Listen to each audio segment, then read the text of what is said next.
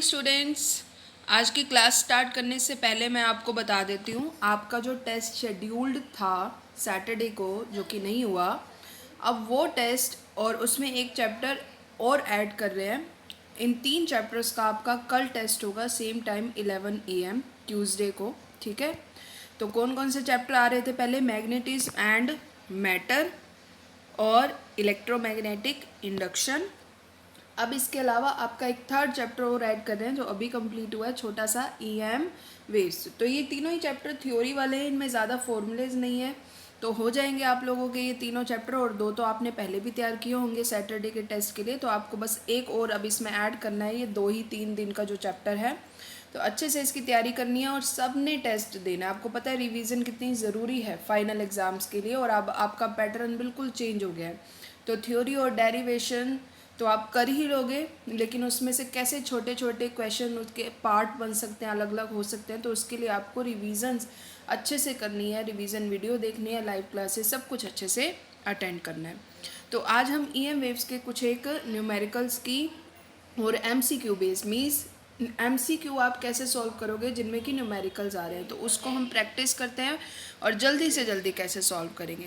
तो first question है आपके पास, electromagnetic waves are produced by EM waves कैसे प्रोड्यूस होती हैं? By static charge, an accelerated charge, a moving charge और चार्ज पार्टिकल। तो these waves are produced by an accelerated charge, मतलब एक चार्ज जिसको एक्सिलरेशन मिला हो। एक्सिलरेशन मतलब उसके ऊपर एक फोर्स लगा हो, तभी वो मोशन करेगा, है ना। तो वो यहाँ पर जो फोर्स लग रहा है वो दोनों है, इलेक्ट्रिक वाला भी और मैग्नेटिक वाला भी। तो तब जाके इसमें EM वेव्स क्या होती हैं? प्रोड्यूस। नेक्स्ट है second question, that is the direction in which electromagnetic waves propagate is the same as that of. तो डायरेक्शन जिसमें EM वेव्स प्रोड्यूस होती हैं या प्रोपेगेट होती हैं वो किसके से मिलती जुलती है? E cross B, B cross E vector या B वेक्टर? तो इसका आंसर होगा आपके पास बच्चों E vector cross B vector. तो आपको पता है क्रॉस वेक्टर क्रॉस प्रोडक्ट है, तो अगर आप अपोजिट कर दो, I क्रॉस J की जगह J क्रॉस I कर दो, तो आपका आंसर चेंज हो जाएगा। तो आपको ध्यान रखना है यहाँ पर E क्रॉस B होगा, तो उस डायरेक्शन में EM वेव्स क्या होंगी? प्रोपेगेट। नेक्स्ट क्वेश्चन है, in electromagnetic waves the phase difference between electric field vector and magnetic field vector. तो इलेक्ट्रिक फील्ड वेक्टर और मैग्नेटिक फील्ड वेक्टर में जो फेज डिफरेंस होता है वो कितने का होता है? 90 डिग्री, दैट मीन्स π/2। अब इसमें आंसर दे रखा है 0, तो आप ध्यान रखना इसका आंसर π/2 है। तो कई बार हो जाता है MCQ में रोंग हो जाता है, तो कोई बात नहीं, लेकिन आपको पता है कंसेप्ट आपने पढ़ा हुआ है, इलेक्ट्रिक फील्ड वेक्टर और मैग्नेटिक फील्ड वेक्टर दोनों एक दूसरे के परपेंडिकुलर होते हैं। नेक्स्ट है आपके पास, in an electromagnetic wave in free space the root mean square value of the electric field is 6 volt per metre, the peak value of magnetic field is. तो आप ध्यान से देखो, यहाँ पर given root mean square value है और पूछ रहा है peak value of magnetic field. तो मैंने कहा था इसके लिए आपको एक फॉर्मूला मैंने बताया था, ये फॉर्मूला डिराइव अभी हमने नहीं किया है, अल्टरनेटिंग करंट वाले चैप्टर में होगा, लेकिन आपको याद होना चाहिए ERMS किसके इक्वल होता है? E0/√2। RMS means root mean square and E0 means peak value of electric field। तो अगर आपको peak value of magnetic field find out करनी है तो पहले आपको peak value of electric field पता होनी चाहिए, लेकिन गिवन है root mean square value of electric field. तो कोई बात नहीं, हम इस फॉर्मूले से पीक वैल्यू यानी E0 वैल्यू फाइंड आउट कर लेंगे इलेक्ट्रिक फील्ड की। तो क्या फॉर्मूला आएगा? E0 किसके इक्वल होगा? √2 टाइम्स ऑफ ERMS, और रूट मीन स्क्वेयर वैल्यू कितनी दी हुई है इलेक्ट्रिक फील्ड की? 6। तो ये हमारे पास आंसर हो गया 6√2 बोल लो, या √2 × 6। ठीक है, ये आपके पास आ गई E0 की वैल्यू। अब E0 की वैल्यू आ गई, लेकिन हमें फाइंड आउट करनी है peak value of magnetic field. तो आपने ये फॉर्मूला पढ़ा हुआ है इलेक्ट्रोमैग्नेटिक वेव में, E0 = CB0। That means B0 किसके इक्वल हो गया? E0/C। E0 की वैल्यू अभी फाइंड आउट की है 6√2, और C की वैल्यू होती है 3 × 10⁸8। जब आप इसे सॉल्व करोगे हो जाएगा 2√2 और पावर 8 है, ऊपर जाएगा -8, और 2 × √2 की वैल्यू होती है 1.41। तो जब आप इन दोनों को मल्टीप्लाई करोगे 2 × 1.41 को, तो आपके पास आंसर आएगा 2.83 × 10⁻8 टेस्ला। ठीक है, नेक्स्ट क्वेश्चन है आपके पास, which of the following can be used a propagating electromagnetic wave, किसे यूज़ कर सकते हैं, ये हम फर्स्ट क्वेश्चन ही रिपीट हो रहा है, तो हम किसे यूज़ कर सकते हैं, एन एक्सिलरेटिंग चार्ज को क्या करने के लिए, प्रोपेगेट करवाने के लिए ईएम वेव्स को। नेक्स्ट क्वेश्चन है, to which of the spectrum does EM waves belong if the energy of the wave is of the order of 15 kilo electron volt. तो अब इसने हमें एनर्जी दे रखी है और हमसे पूछ रहा है कि ये वेव कौन सी है। तो मैंने कहा था एक ही क्वेश्चन में ये दो दो बना देते हैं, कि पहले तो वो पूछ लेगा कि ये एक वेव है, इसकी कुछ वेवलेंथ है, आप बताओ ये वेव है कौन सी, और फिर उसके यूज़। तो उसके लिए आपको वेवलेंथ वगैरह सब कुछ याद होनी चाहिए। तो अब इसने वेवलेंथ भी नहीं दी है, इसने एनर्जी दे दी, तो एनर्जी गिवन हो गई, हमें फाइंड आउट करनी है वेवलेंथ या फ्रीक्वेंसी। तो आपको पता है एक फॉर्मूला आपने पढ़ा हुआ है, E is equal to H nu. Wave के लिए जो एनर्जी, जिस एनर्जी से वेव्स ट्रैवल करती हैं उसे हम डिनोट करते हैं एच न्यू से। एच होता है प्लैंक्स कांस्टेंट, न्यू होता है फ्रीक्वेंसी। और न्यू किसके इक्वल होता है, अगर आपको न्यू ध्यान है तो, या फिर न्यू को आप सी अपॉन लैम्डा भी बोल सकते हो।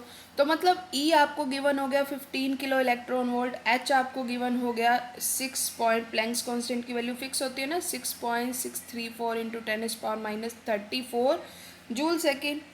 और अगर आप ये फॉर्मूला यूज़ करते हो तो आपको न्यू मिल जाएगा, और अगर आप ये फॉर्मूला यूज़ करते हो तो सी पुट करेंगे, एच पुट करेंगे, सी भी आपको पता है फिक्स होती है कितनी, 3 इंटू 10⁸8।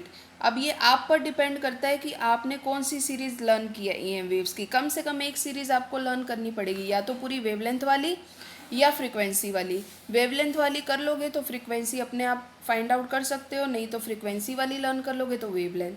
तो आप अपने फॉर्मूले के अकॉर्डिंग, अपने जो भी सीरीज़ आपने लर्न की है वेव की, उसके अकॉर्डिंग आप देख लेना और इसमें वैल्यू पुट कर देंगे तो हमें या तो फ्रीक्वेंसी की या वेवलेंथ की वैल्यू मिल जाएगी।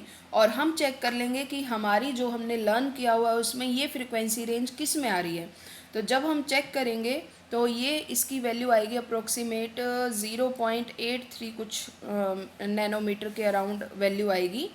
तो ये आपका जो आंसर बनेगा ना वो बनेगा एक्स रे। बाकी फिर भी आप एक बार इसको कैलकुलेट कर लेना, ए ऑप्शन इसका करेक्ट आंसर होगा। नेक्स्ट क्वेश्चन है आपके पास, the ratio of the amplitude of magnetic field to the amplitude of electric field for electromagnetic wave propagation in vacuum is equal to, वो कह रहा है मैग्नेटिक फील्ड के एम्पलीट्यूड का और इलेक्ट्रिक फील्ड के एम्पलीट्यूड का रेशो, यानी B not upon E not किसके इक्वल होना चाहिए। अभी आपने पढ़ा E not is equal to C B not, तो B not upon E not किसके इक्वल हो गया, 1 अपॉन सी। दैट मीन्स इसका आंसर क्या होना चाहिए, C. That means reciprocal of the speed of light in vacuum.